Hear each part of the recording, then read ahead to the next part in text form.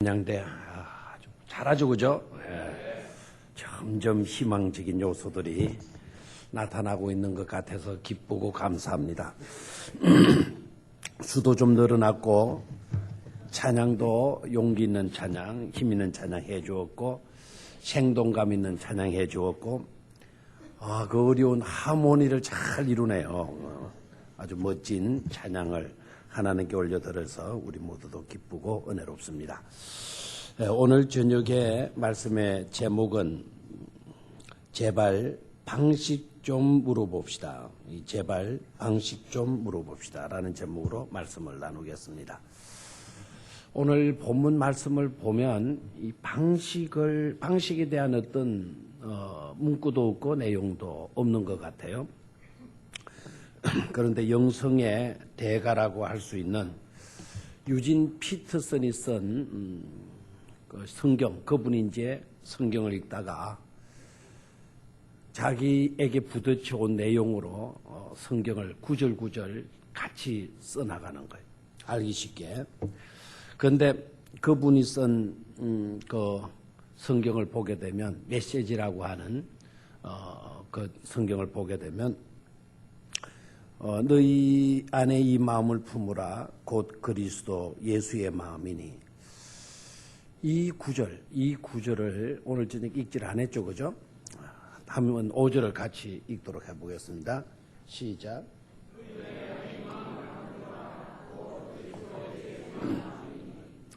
너희 안에 이 마음을 품어라. 곧 누구의 마음이다? 예수의 마음이다. 그냥 우리 마음 속에 간직하고 품어야 될 것이 있어요. 그건 바로 뭐라 그랬습니까? 예수의 마음이다. 그래서 예수의 마음이다. 여러분의 마음 속에 예수님의 마음이 품어져 있습니까? 대답 안 하는 분들 한참 생각해 봐야 되겠죠.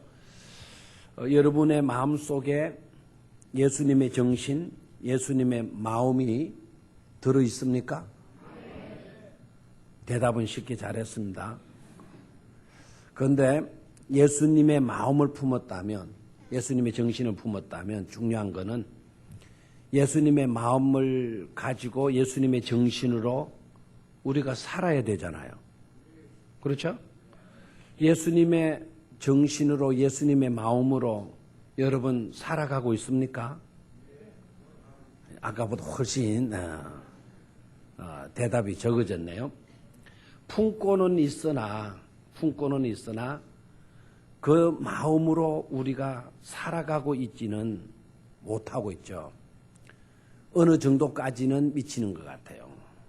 그런데 대다수의 삶의 내용을 보면 아닌 것 같은 그런 느낌들을 많이 받잖아요.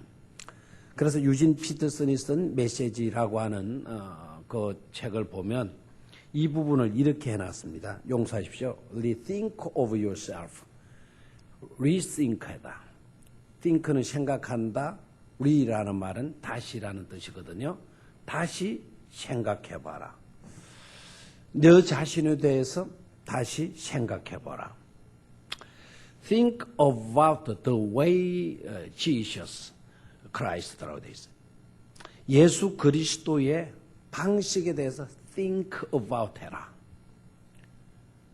예수님의 the way of Jesus Christ, 예수 그리스도의 방식, 그 방법들에 대해서 생각해 보라는 거예요. think about 해봐라는 거예요. 아주 귀중한 번역임에 틀림이 없어요. The way Jesus thought about himself.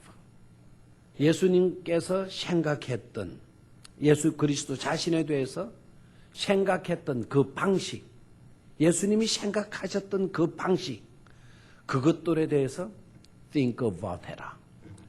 다시 생각해 보라는 거예요. 여기에 방식이라는 말이 나왔어요. 예수님의 방식에 대해서 다시 생각해 봐라. 예수님의 삶의 방법, 예수님의 삶의 방식에 대해서 다시 생각해 보라는 겁니다. 그래서 말씀의 제목을 제발 방식 좀 뭐 해봅시다? 물어봅시다 라는 제목을 잡았습니다. 자, 그러면은 6절 말씀을 같이 읽습니다. 시작.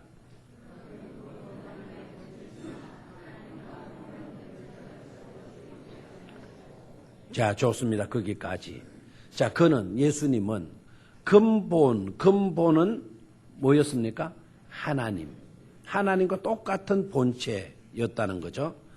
그런데 자기 스스로를 하나님과 똑같이 동등됨을 취할 것으로 여기지 아니하시고 하나님과 같이 하나님의 위치에 있는 것을 그걸 취하지 아니하시고 그걸 선택하지 아니하시고 그 다음에 7절 시작.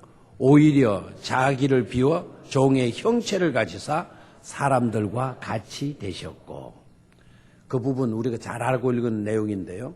방식 좀 생각해 봅시다. 방식 좀 물어봅시다. 라고 하는 제목 속에는 그 부분이 굉장히 중요합니다.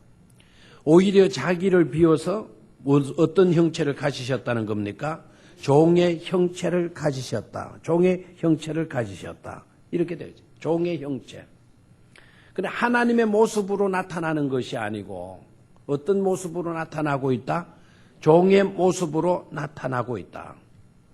사람들과 같이 되셔서 종의 모습으로 나타나고 있다라는 겁니다.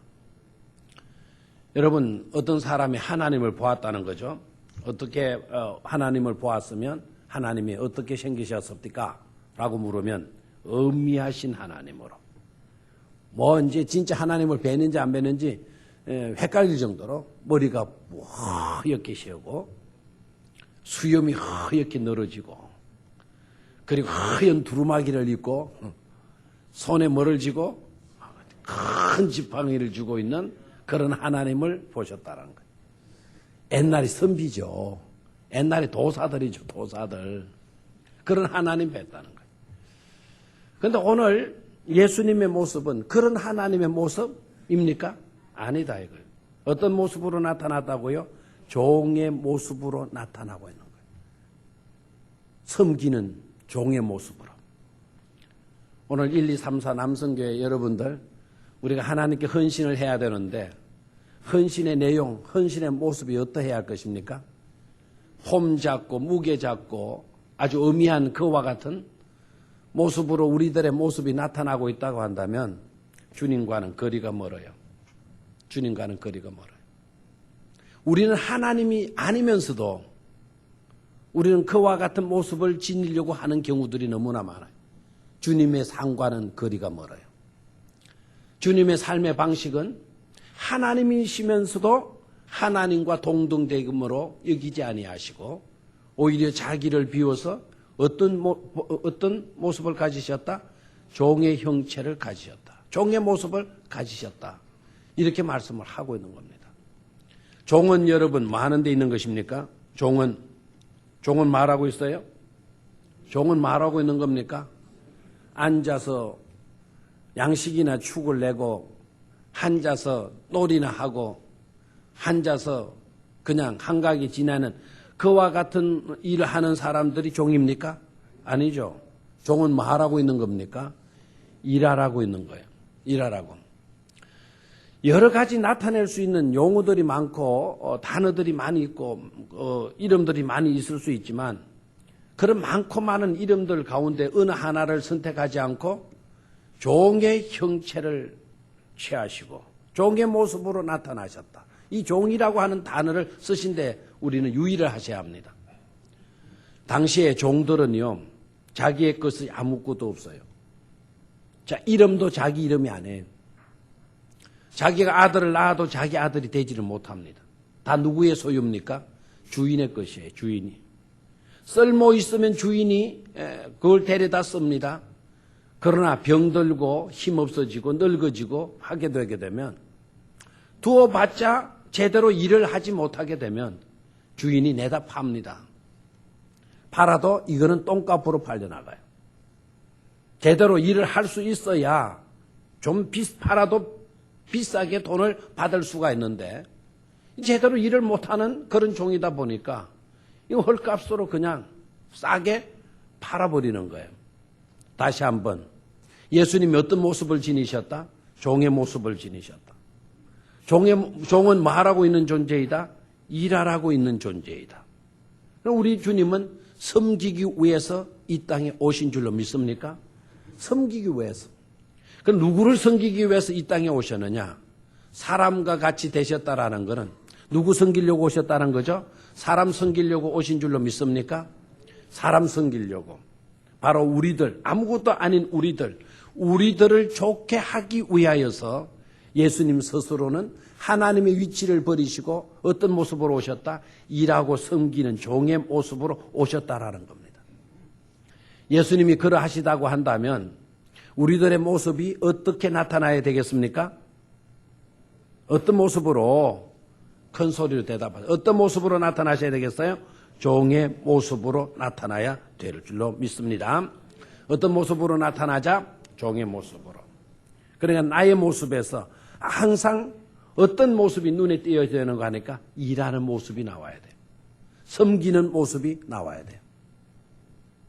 우리는 유교적인 사상을 가지고 있기 때문에 놀고 일하지 않고 앉아서 먹고 지낼 수 있는 사람이 아주 좋은 최고의 삶을 사는 사람인 줄로 생각을 해요.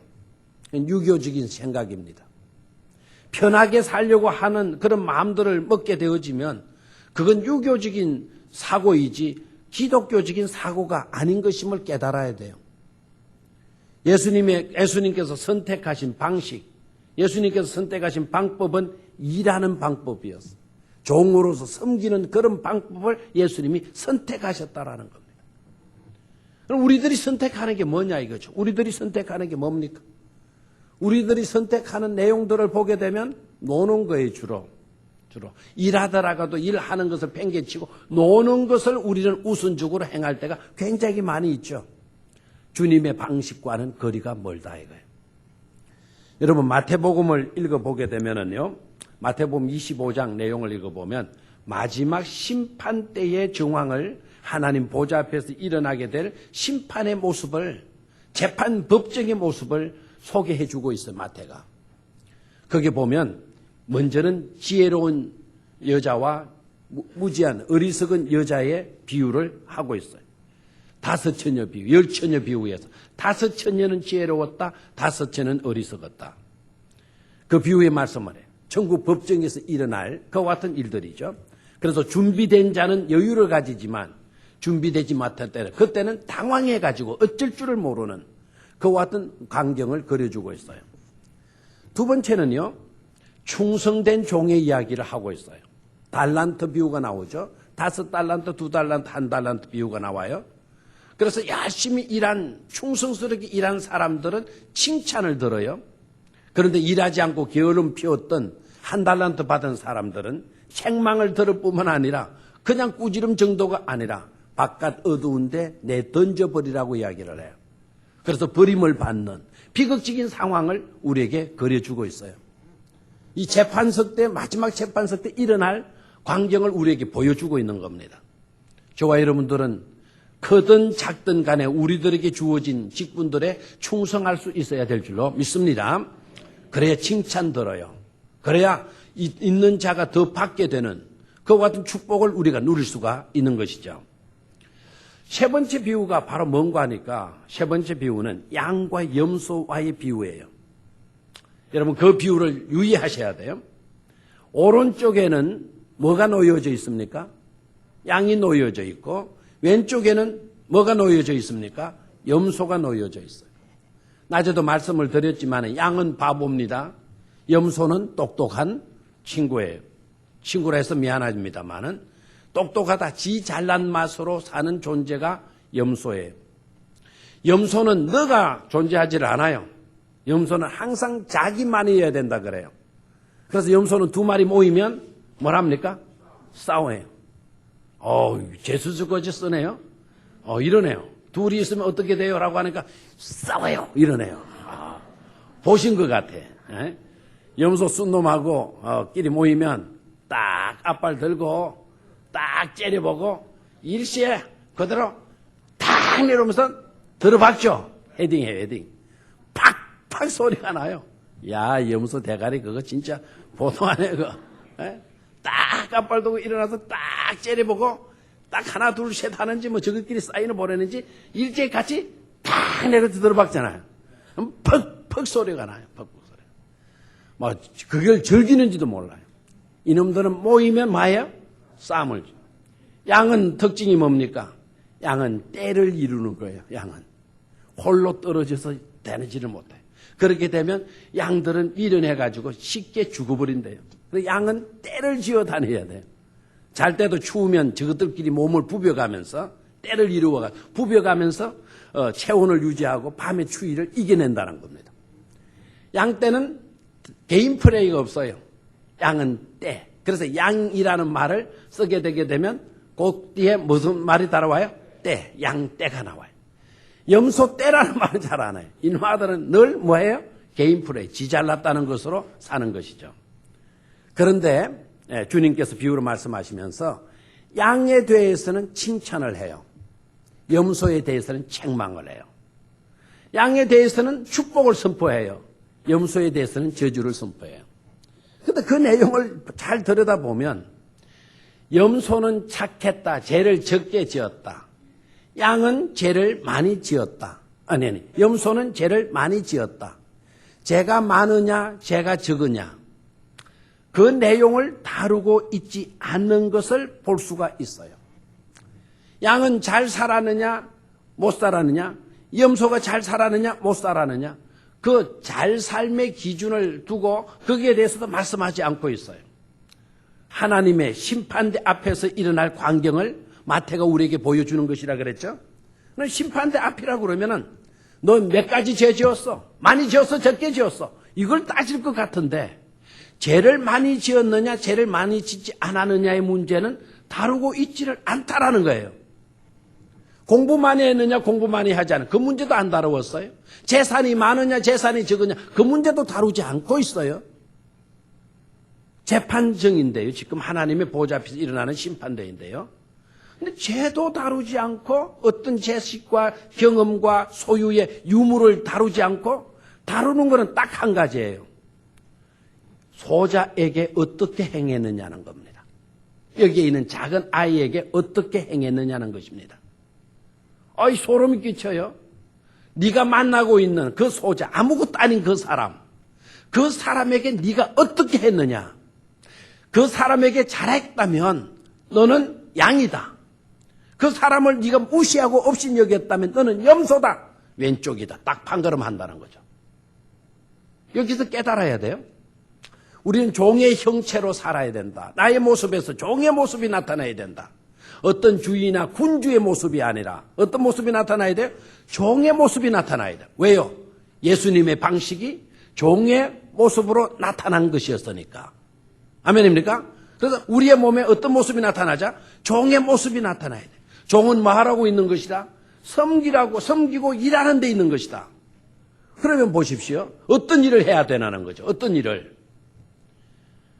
여러분 죄를 많이 짓냐 짓지 않느냐 그게 심판대에서 큰 이슈가 아니라는 것이죠. 이미 심판에 죄 짓지 않은 사람 지옥행이니까 죄 문제는. 그런데 어떻게 살았느냐 삶의 방식이 어떠했느냐 라고 하는 관점에서는 우리가 좀 더 재고해야 돼요. 리싱크해야 된단 말이에요. 다시 생각해 볼 수 있어야 돼요. 소자가 누구라 그랬어요? 가지지 못한 자, 배우지 못한 자, 형편없이 사는 초라한 사람, 아무것도 아닌 그런 자로 취급될 수밖에 없는 모든 자를 일으켜서 소자라 그러는 거예요. 키가 작고 어린아이만 소자가 아니라 우리가 그래서 무시할 수 있는 그런 대상이 바로 누가 된다? 소자가 된다는 거죠. 그런 사람들에게 너네들이 어떤 식으로 대해 주었느냐에 따라서 양이 되고 뭐가 된다? 염소가 된다는 겁니다.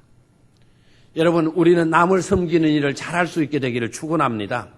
우리가 해야 할 일은 정죄하고 손가락질하고 무시하고 멸시하는 일을 그거는 우리와 상관없는 일이 되어야 돼요. 비록 하잘것없는 사람이라도 우리는 그들을 섬겨줄 수 있는 그들을 아우르고 품어줄 수 있는 그런 모습으로 섬기고 일할 수 있어야 될 줄로 믿습니다. 사람과 같이 되셨다라는 것은 바로 그것을 의미하니까 말입니다. 두 번째로 8절을 읽습니다. 8절 시작.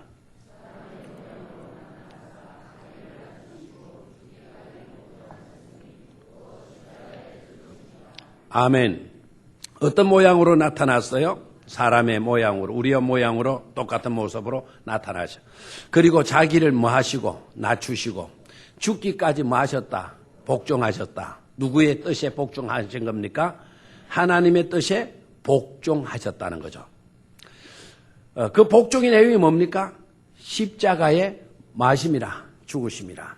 저를 봐요. 순종과 복종의 차이를 아시죠? 순종이 어려워요? 복종이 어려워요? 차이를 제대로 모르시군요. 순종은 내가 스스로 수용해드려서 따르는 거예요.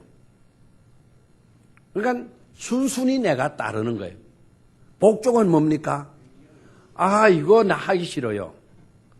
그런데 하기 싫은 내 감정을 억누르고 억지로라도 그 명령에 따르는 것을 뭐라 그래요? 복종이라 그래요. 그래서 순종보다는 복종이 훨씬 더 어려운 것이죠. 그런데 오늘 이 본문에 봐요. 죽기까지 마셨다. 복종하셨다. 이 말은 그토록 어려운 일이지만은 우리 주님께서는 그 일을 감당하셨다는 거 아닙니까? 따르셨다는 거 아닙니까? 그 일이 바로 뭘까요? 십자가에 우리를 위해서 죽으시는 십자가의 죽으심을 말하는 것이죠. 자, 저를 봐요. 예수님께서 십자가에 죽으셨다. 뭐 하는 것입니까? 왜 예수님께서 십자가에 죽으셨을까요? 육의 일 때문에 그랬을까요? 세상 일 때문에 그랬을까요? 아니면 영적인 일들을 완성하기 위해서 십자가에 죽으셨을까요? 어떤 일 때문에 죽으셨어요? 영적인 일 때문에 죽으신 줄로 믿습니까? 질문해 봅니다. 예수님께서 십자가에 죽으셨는데 여러분 부자 만들고 여러분 병들지 않고 여러분 이 땅 위에서 200세 300세 살도록 하기 위해서 예수님께서 십자가에 죽으신 겁니까? 아니죠. 뭡니까?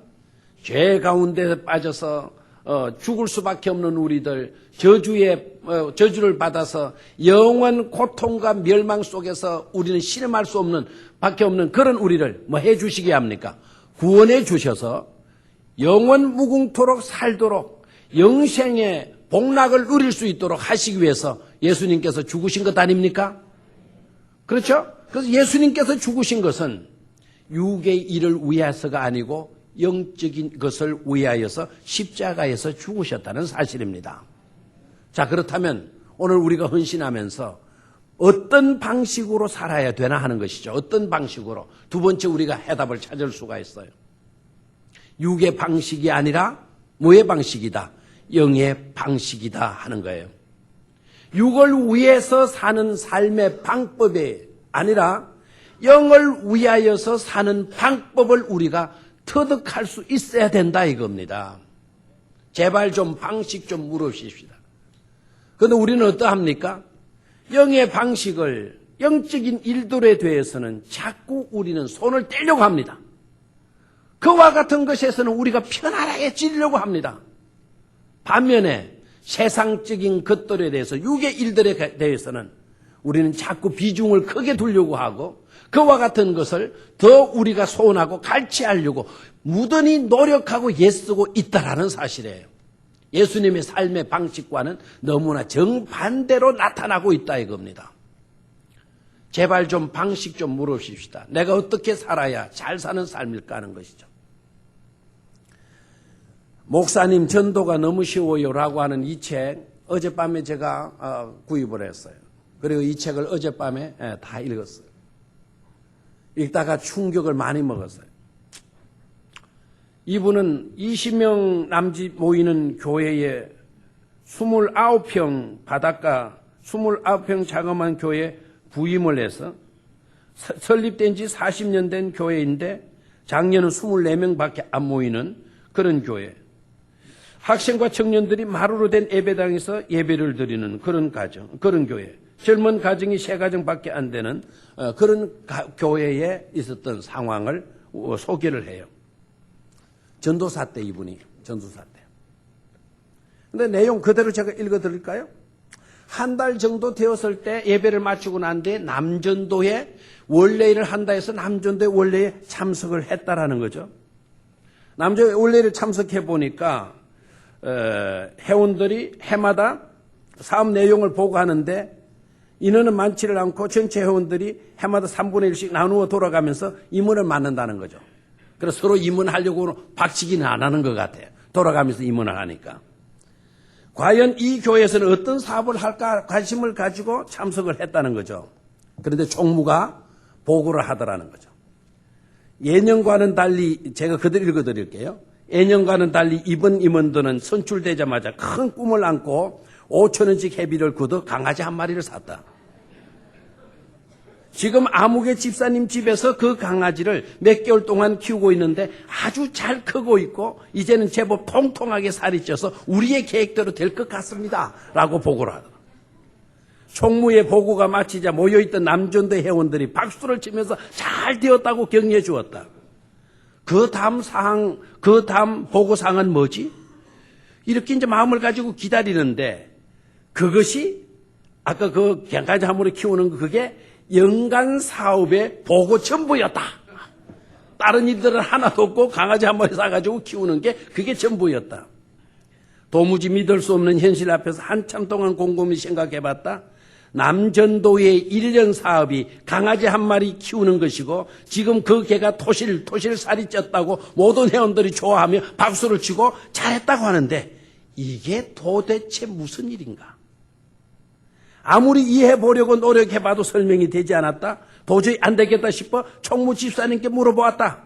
집사님, 그 강아지를 키워서 뭘 하려고 하십니까? 총무 집사님 아유 전도사님, 강아지를 잘 키워야 합니다.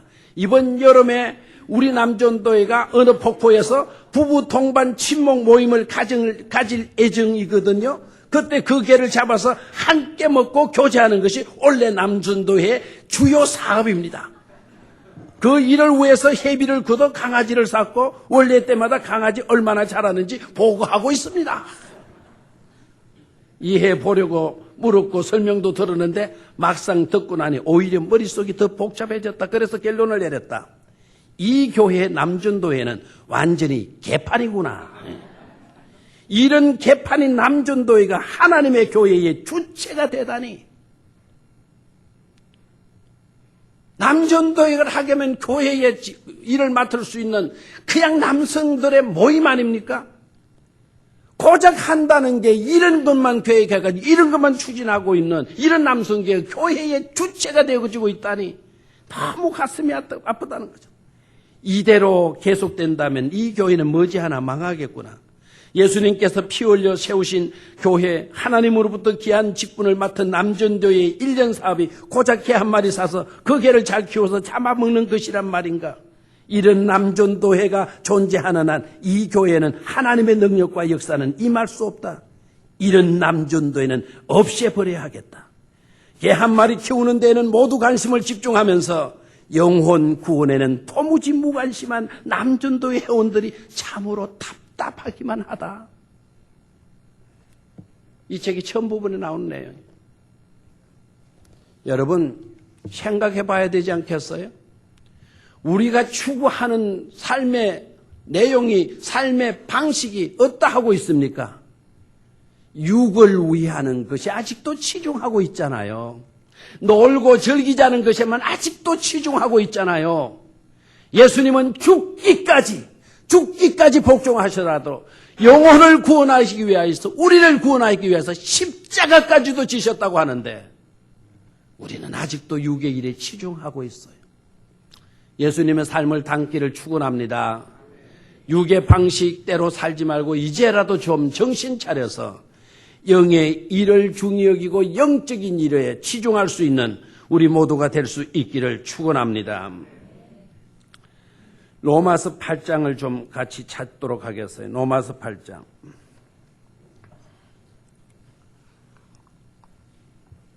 로마서 8장.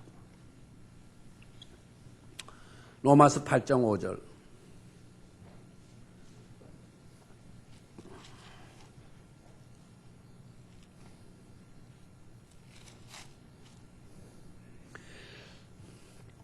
찾았습니까? 육을 따르는 자는 시작. 육을 따르는 자는 육신의 일을, 영을 따르는 자는 영의 일을 생각하나니 6절. 육신의 생각은 사망이요 영의 생각은 생명과 평안이니라. 아멘. 육신을 따르는 자는 어떤 일을 도모한다? 육신의 일을 도모한다. 영을 따르는 자는 어떤 일을 생각한다? 영의 일을 생각한다. 여러분의 주된 관심은 어디에 있습니까? 여러분들은 무엇을 따르고 있습니까? 오늘 여러분들이 생각한 내용들의 목록을 한번 적어보실랍니까? 무엇을 생각하셨습니까? 생각한 내용들을 한번 목록으로 한번 기록해 볼 필요성이 있지 않겠어요? 쭉 한번 목록으로 만들어 보고 영의 일에는 동글레미, 육의 일에는 엑스포를 한번 해보십시오. 여러분 몇 점 나올 것 같아요? 5절에 육신을 따르는 자는 육신의 일을 했고 6절에 보면 육신의 생각은 뭡니까? 사망. 저를 봐요. 그러니까 하루 종일 생각한 것이 육신이었다면 뭐를 두고 생각하는 겁니까? 사망을 두고 죽을 것을 두고 생각했다라는 거예요. 죽을 걸 두고 생각했다는 거예요. 여러분 우리의 삶의 방식이 그래서는 안 될 줄로 믿습니다. 왜 죽을 것에 대해서 그토록 종일토록 그런 생각만 하고 있는 것입니까? 말을 해도 우리는 살아있는 말, 살릴 수 있는 말, 세우는 말, 살리는 말을 할 수 있어야 될 줄로 믿습니다. 영의 일을 추구하셔야 돼요. 영의 일을. 자, 그 밑으로 좀 내려가 봐요. 아까 우리 몇 절까지 읽었어요? 6절까지 읽었죠. 자, 7절 읽습니다. 시작. 육신의 생각은 하나님의 원수가 되나니 이는 하나님의 법에 굴복하지 아니할 뿐 아니라 할 수도 없습니다. 자, 육의 생각하게 되면 누구와 원수된다고요? 우리는 하나님과 원수되어야 돼요. 하나님은 우리를 벗이라 불러주셨어요. 벗이 뭡니까? 친구. 아, 가슴 뜬금하네요. 하나님이 우리를 부르실 때 뭐라고 부르신다고요? 허이 친구. 아, 가슴 설레이죠? 에이, 이 원수 이러면 안 되잖아요. 옛날에 프로그램에 그 이야기 여러분 잘 알죠? 영감하고 할매하고 나와가지고 서로 이제 자기를 하고 뭐 서로 아는 그런 거 하는 거예요. 영감을 알아맞히고 할매를 알아맞히는 거예요. 그래서 쭉 설명을 해요. 근데 자기 남편이 어떤 사람이냐라고 설명을 해요. 그러니까 PD가 생각하고 아나운서가 생각했던 거는 할아버지 할머니가 지금 50년을 같이 살아왔으니까 이건 누가 뭐래도 뭡니까? 천생연분 아닙니까? 그래서 천생연분 딱 했어요. 그랬더니 이제 그 대답을 기대하고 이제 자꾸 묻는 거예요. 그러니까 할머니가 자기 남편 할아버지에게 그냥 평생연분 이 말이 나와야 되는데 엉뚱한 말만 하는 거예요. 그래서 힌트를 주는 거예요. 평생자가 들어갑니다. 그러니까 이 할머니가 뭐라 그래요? 평생 왼수 이래버리는 거예요. 평생 원수. 평생 연분이 아니고 평생 뭡니까? 원수로 살아왔다. 원수로. 하나님은 우리들을 친구라고 말씀을 하셨어. 너는 내 친구다. 너는 내 둘도 없는 벗이다. 얼마나 감사해. 하나님이 우리를 친구라고 불러주신다니까요. 감사해 안 감사해요? 감사해. 이거 감사가 안 일어나는 사람들은 여러분들은 별로 친구 관계가 안 좋은 것 같아. 늘 친구 있어봤자 뺏겨먹는 친구만 있는 것 같고 사기치는 친구만 있는 것 같아. 진짜 좋은 친구 있으면 하나님이 나더러 넌 내 친구야 말하면 우리의 가슴이 설레기 시작할 거고 우리의 두 눈에는 눈물이 주르르 나게 될 줄로 믿습니다. 오늘 여러분들이 저 생일이라고 아이고 내 참 부끄러워가지고 미안해가지고 케이크 자르라 그래가지고 케이크도 자르고 그럼 완전히 제가 종이 돼가지고 하라는 대로 다 했습니다. 나오라 해서 나왔고 꼽아라 해서 꼽았고 그래서 이제 또 케이크 자르라 그래서 잘랐고 불 끄라 그래서 불 다 껐어요. 시키는 대로 다 했어요. 그런데 케이크를 자르려고 하는 순간 갑자기 누구 생각나요? 어머니 생각나는 거죠. 어머니 제가 이게 나가지고 늘 어머니 마음 부려만 했는데, 교인들로부터 가분한 사랑을 제가 받고 있네요. 지금 케이크를 자르는데, 어머니 저와 함께 케이크를 자르세요.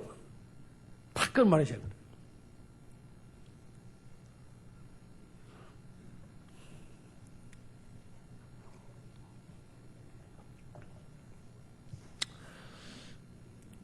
어머니가 저 부를 때 늘 꼰디야 이렇게 불렀어요. 꼰디. 꼰디가 뭔 줄 알아요? 꼴찌다 이거예요. 꼴찌. 네. 꼴찌고 막내고. 그래서 늘 꼰디. 그래서 어머니 꼰디라고 좀 부르지 말고 다른 말로 좀 부르세요. 그러니까 쑥광쉐이. 쑥광쉐이라고. 평생 원수라는 말이 안 나와서 다행입니다. 쑥광쉐이. 쑥놈이라는 거죠. 남자는 무슨 말하는 거죠. 무슨 말. 쑥광쉐이. 그것도 좋지 않은 것 같다. 그래 다른 말로 좀 불러보지. 그러니까 다른 말 하니까 친구이라는 거예요. 친구. 그게 기억이 나. 제가 어떻게 어머니와 친구가 될 수가 있습니까?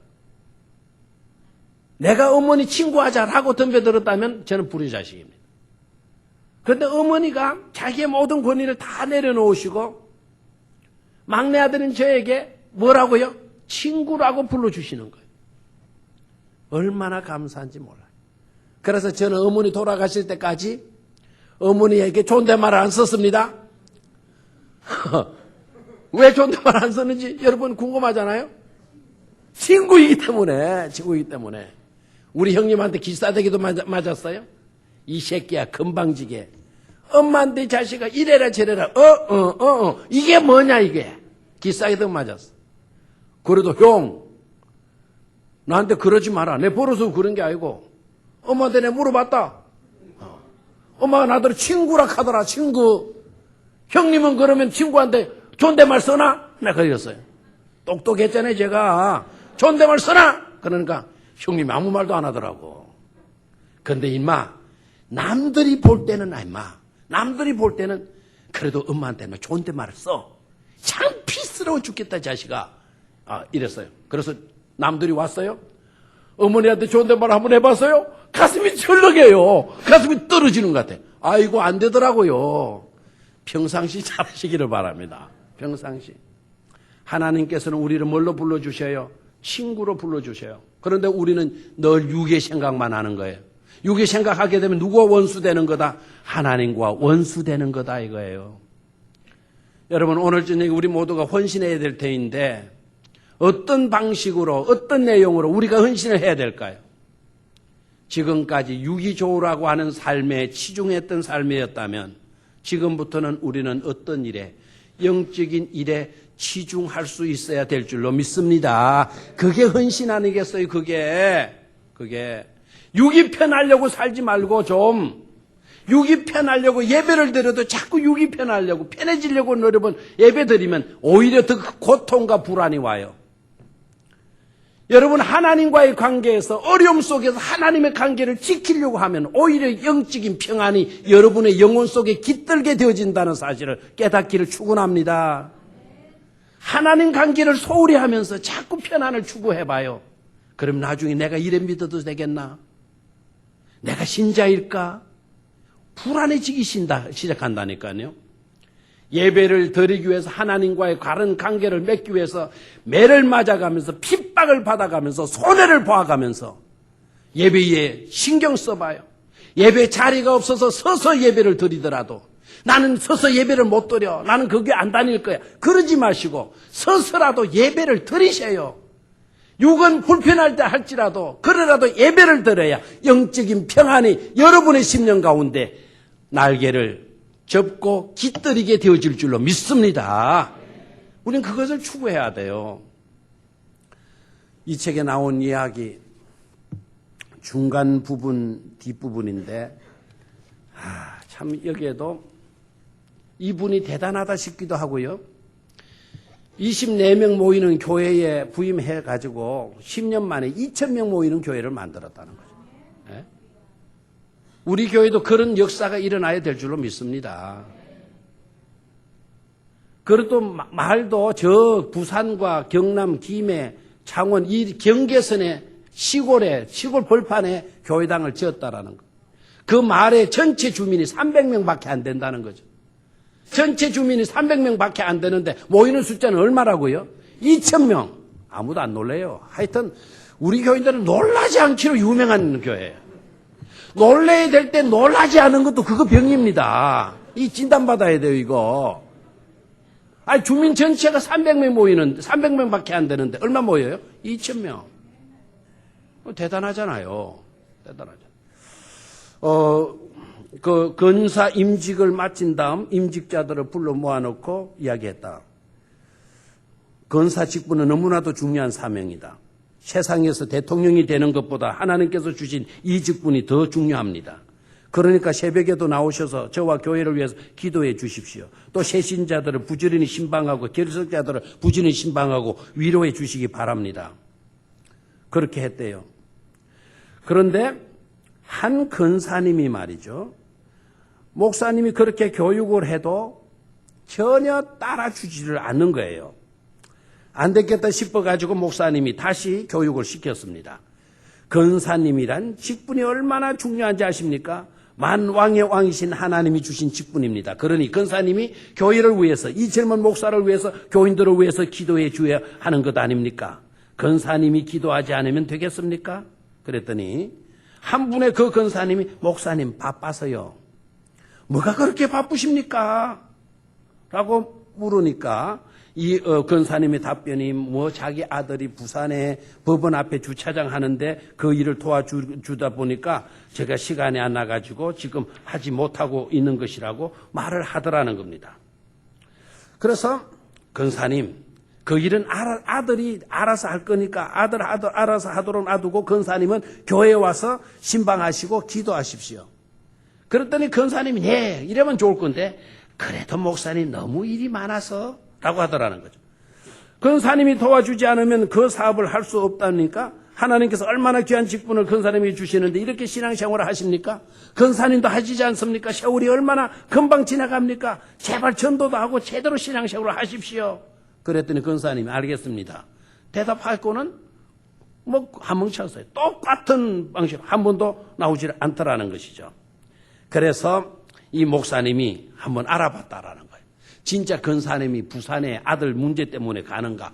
근데 알고 보니까 그게 아니더라는 거죠. 뭐 하느냐. 이분은 고추밭에 가서 벌레 잡아주고 약도 채워주고 주차장 다녀오는 4시경에는 고추밭에 가서 물도 주고 벌레 잡는 그 일을 하더라는 거죠. 그걸 알고는 목사님이 약간 열을 받았어요. 근사님을 다시 불렀다는 거죠.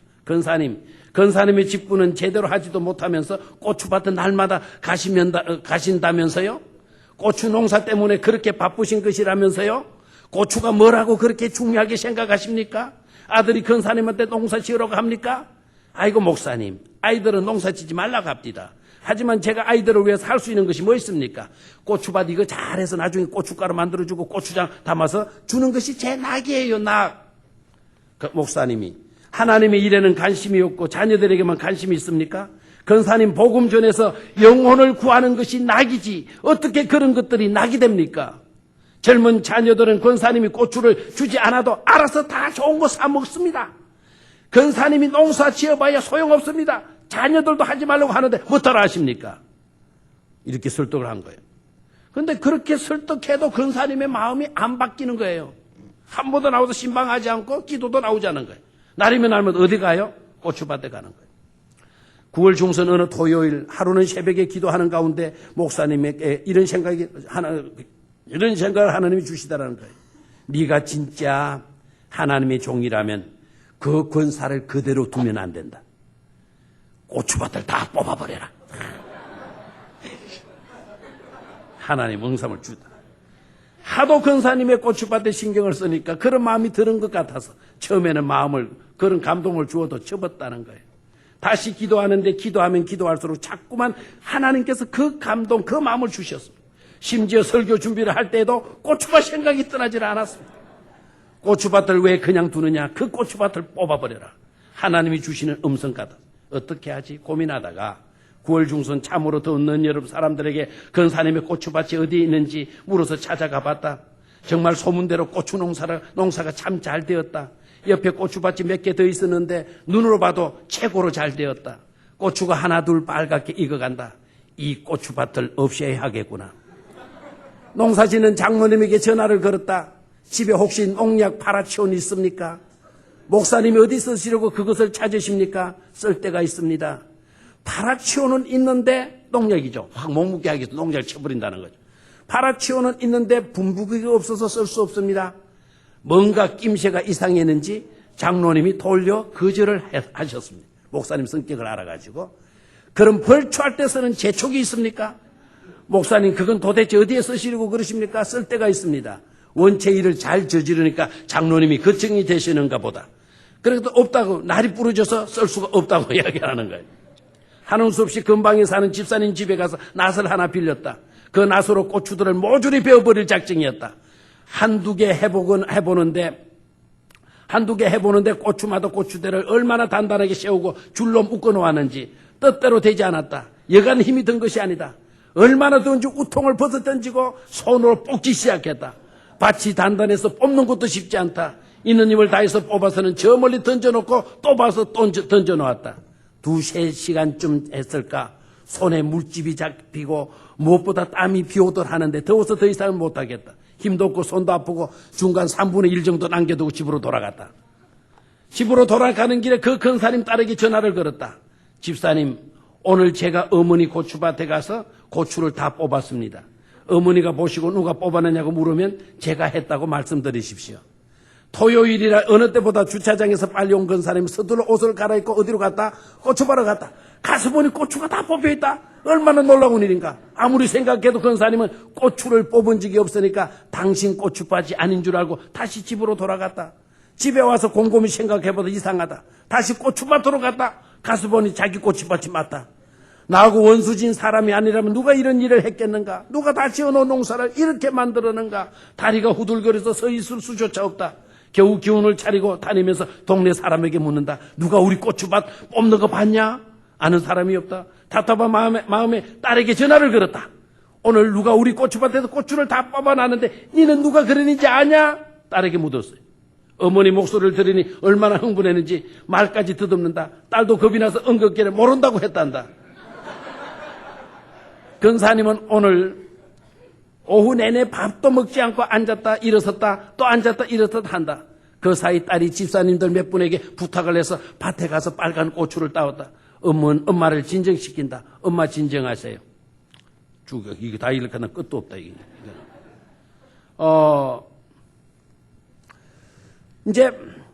이제 뭐 근사가 이제 막 죽게 다 돼가지고 목사님 신방을 갔어요. 성합차를 타고 근사님 집으로 갔다. 가보니까 한쪽 방에는 빨간 고추랑 파란 고추가 따 있고 그 중간 벽에 근사님이 기대 앉아 있다. 가만히 보니 마치 실성한 사람 같이 눈동자가 움직이지도 않는다. 목사가 들어가는데 아는 척도 하지 않는다. 근사님, 예. 왜 그렇게 정신이 없습니까? 떨리는 목소리로 더듬거리며 말한다. 목사님, 제가 평생을 살면서 원주 맺은 사람도 없고 지금까지 살아오면서 이런 일은 없었는데 어떤 죽일 놈이 우리 고추밭을 다 뽑아 나왔습니다. 누가 그랬는지 왜 그랬는지 도무지 이해가 되지 않습니다. 어떻게 이런 일이 있을 수 있습니까? 그 놈이 누군지 알기만 해도 이렇게 떨리지는 않을 겁니다. 혹시 누가 합니까? 그 놈이 나중에 우리 집에 불이라도 지르면 어떻게 합니까? 근사님, 사실은 제가 오늘 오후에 근사님 밭에 가서 고추를 제가 뽑았습니다. 목사님, 그런 말씀하지 마십시오. 목사님, 왜 우리 고추밭에 손을 댑니까? 손사리를 쳤다. 근사님, 정신 차리고 보십시오. 근사님이 하도 고추밭에 매여 있으시기에 제가 오늘 오후에 가서 뽑았습니다. 죄다 뽑으려다가 너무 덥고 손도 아프고 피곤해서 조금 남겨놓고 집에 왔습니다. 제 손 좀 보십시오. 껍질이 다 벗겨지지 않았습니까? 근사님이 내 손을 한참 뚫어지라 보더니 갑자기 정색을 하면서 묻는다. 목사님이 왜 우리 고추밭을 뽑습니까? 그렇게 묻는데 할 말이 없다.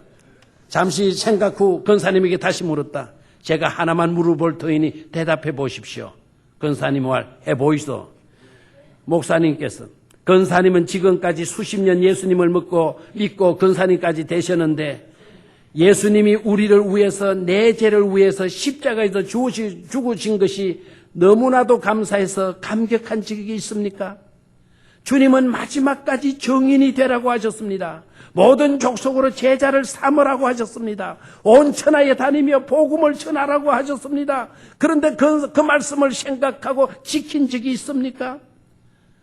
근사님은 지금 고추밭 때문에 심장이 떨리고 치가 떨려서 말을 못한다고 하시는데 예수 믿고 너무나도 좋아서 오늘처럼 심장이 떨린 적이 있습니까? 아니면 예수님께서 전해주신 복음을 전하다 죽을 영혼이 복음이 받아들여져서 너무나도 좋아서 심장이 떨린 적이 단 한 번이라도 있습니까? 수십 년 예수님을 믿으면서도 한 번이라도 그런 경험을 해보셨습니까? 옆 사람이 지옥 가는 것이 너무나도 안타까워서 오늘처럼 그렇게 떨린 적이 있습니까?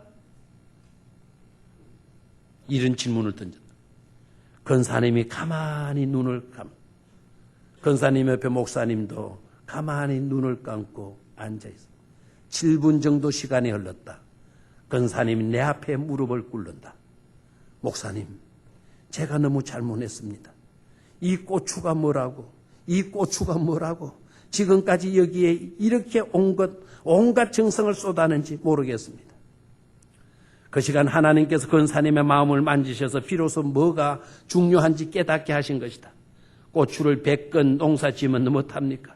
1000건 못합니까? 10,000건 못합니까? 진심으로 권사님을 위로해 드리는 집으로 돌아왔다. 다음날 주일 새벽 권사님이 새벽 기도로 오셨다. 권사되고 나서 처음으로 오셨다. 그런데 교회 나온 지 3개월밖에 되지 않은 성도가 권사님과 함께 새벽 기도를 나온 것이다. 새신자가 새벽 기도를 따라 나왔어. 원래 안 나오던 사람이 새벽 기도 나오면 목사님들이 공통점 근심이 되는 거예요. 안 나오던 사람, 기도하지 않던 사람이 새벽 기도 이렇게 나오면 목사님 마음이 기뻐야 될 건데 걱정해. 무슨 일이 생겨서 저러나. 그런 이상한 법이다. 그래서 물어봤다. 어떻게 새벽 기도를 다 나오셨습니까? 새신자님. 네. 새신자가 대답. 목사님, 저도요 사실 권사님 반 옆에 고추를 심어 놓았습니다. 권사님 댁 고추밭이 모조리 뽑혔다는 소식을 듣고 궁금해서 알아보니 목사님이 새벽기도 나오지 않아서 뽑았다고 했습니다. 그 말을 듣고 그분도 새벽기도를 나오기 시작한 것이다. 그렇게 시작된 새벽기도를 지금까지 그분이 잘 나오고 있다고 합니다. 여러분, 우리는 어떻습니까? 영의 일에 얼마나 우리가 치중하고 있습니까? 육의 일들에 대해서는 이토록 우리가 몰두하고 집착하고 있으면서 하나님의 일에 대해서는 우리가 얼마나 집착하고 생각들 하고 있습니까? 육의 생각은 사망이다 그래서요. 결국 죽어질 것을 두고 우리는 그토록 집착하고 생각들에 몰두했습니다. 그게 어리석임이잖아요. 그게 잘못된 삶의 방식이지 않습니까? We think of what over Jesus Christ. 예수 그리스도의 the way, 예수님의 그 방식을 다시 한번 생각해 봐야 될 줄로 믿습니다. 본체이신 하나님이 주님이신 하나님이시면서도 모든 것을 비워서 종의 모습으로 나타나셨어요. 오늘 저와 여러분들의 나타나는 모습이 화려한 어떤 모습이 아닌 종의 모습으로 드러날 수 있게 되기를 축원합니다. 오늘 남성교회도 보니 그 주방에 들어가서 근간에 우리 남자분들이 모든 것을 내려놓고 설거지하는 모습이 얼마나 예쁜지 몰라요. 그게 종의 모습이에요. 영의 일에 갱소리 해왔던 영의 일을 소홀히 해왔던 삶에서 이제는 영의 일에 몰두하는 그와 같은 삶으로 저와 여러분들은 헌신이 되어져야 될 줄로 믿습니다. 그런 교회가 될 때 하나님은 그 교회를 사랑하실 것이고 그 교회를 향하여 예배해 놓으신 온갖 축복들을 쏟아부어 주실 줄로 믿습니다. 그 교회가 필요한 모든 능력과 모든 인력과 모든 재물들을 충만케 해 주실 줄로 믿습니다. 저와 여러분들이 그런 일에 헌신하여서 구름대처럼 개미떼처럼 수많은 죽은 영혼들이 우리 교회로 몰려와서 새로운 생명을 찾고 새로운 비전을 가슴에 품는 성장하는 교회, 건강한 교회, 아름다운 우리 병영교회로 갖고 갈 수 있기를 주의 이름으로 축원합니다. 하나님 아버지, 우리의 삶 가운데 정말 중요히 여겨야 될 것과